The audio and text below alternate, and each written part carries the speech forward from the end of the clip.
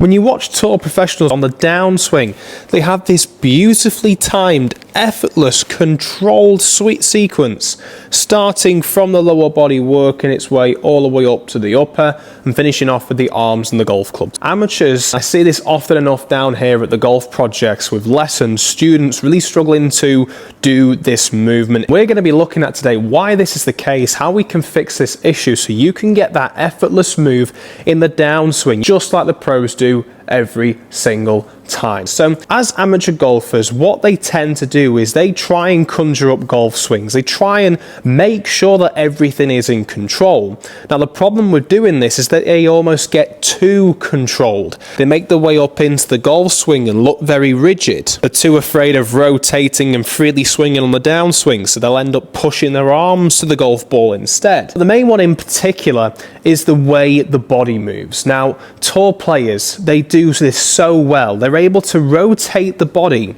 into the backswing with such a great amount of shoulder rotation as well as hip rotation, working up their way into the top of the swing. And you can see here, drawing a line from where my sternum is from this face-on view down to the ground, as I begin to do this movement, I'm not exactly staying on this front side here. I'm not exactly shifting my hip forward and then leaning backwards like so. But I'm not also doing too much of the opposite here. I'm ensuring that I'm transferring my weight, just like the pros do, into this trail side without trying to push this way or push too much this way. I'm staying in control of this rotation, this twisting motion, as I make my way into the top of the golf swing.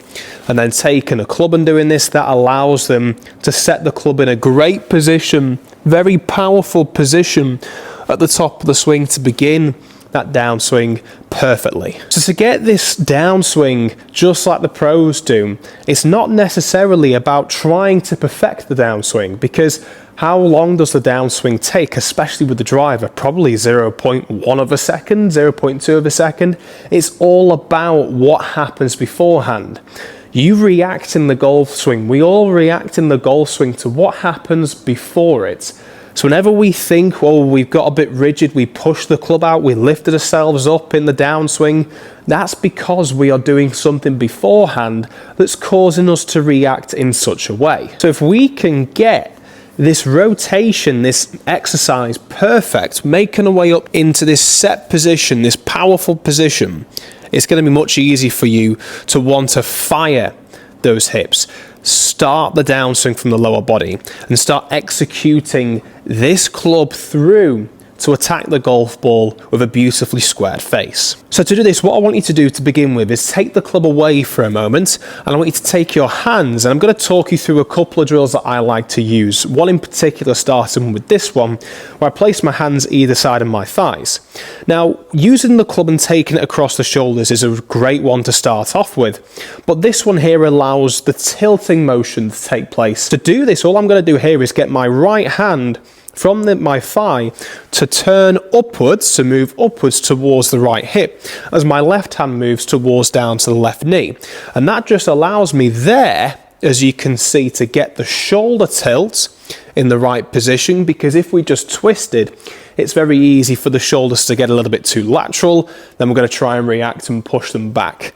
So we're going to move in a way that's allowing us to rotate this hip behind us. My hip here is working towards the wall behind me, adding this pressure into the trail side, lifting the right hand up to the right hip as my left hand goes down to the left knee. Another great one you can do if you've got alignment sticks, I'm going to take one and place it just on the inside of my trail foot like this here. So it's directly parallel in relation to if we were to place one here like. And I'm going to take this other one and place it across my shoulders, and I'm trying to get this end of the club, or stick, you can use a club as well, but for me a stick, I'm trying to get that end of the stick to point at that stick on the ground.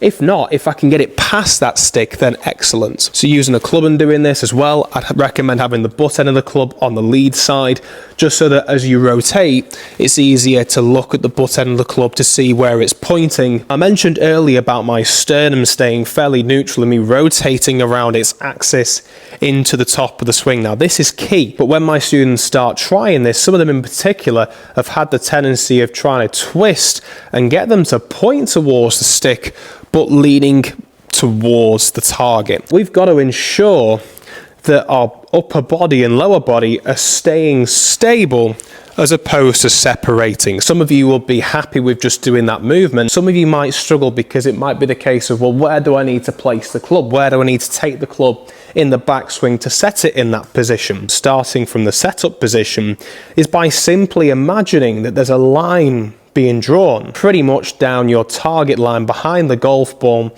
as a checkpoint for your driver to be taken on as you begin that move. Brushing the ground and keeping my driver low for as long as I possibly can. It's allowing you to keep this what we call swing arc, so the swing circle in the golf swing nice and wide, and as we make our way into the top of the swing, beginning that rotation and finishing up here, we've got a very wide, controlled, powerful backswing. And that's what we see great players out there at the moment. Winner last week, Rory McIlroy, players like him do exceptionally well. A great move you can do to begin executing that downswing is by allowing a little squat to take place. Now, what we don't notice often enough when we watch the pros on slow motion, taking up the same video we used earlier, from this face-on view, we can see that once we begin that downswing, there's a slight little press into the ground, a little squat, a little bit of flexion in both of the knees that begins to take place. So to practice this, you can take the club again and place it across the shoulders. I'm going to rotate up to the top of the swing here, and then I'm going to allow for a little squat to take place. Now, we'll notice a lot of the tall players, they'll get to the top of the swing and they'll squat and rotate at the same time. Now, the only trouble with amateurs doing this movement is that if they struggle with flexibility, if you struggle with flexibility and mobility, it's going to push the club head out in front.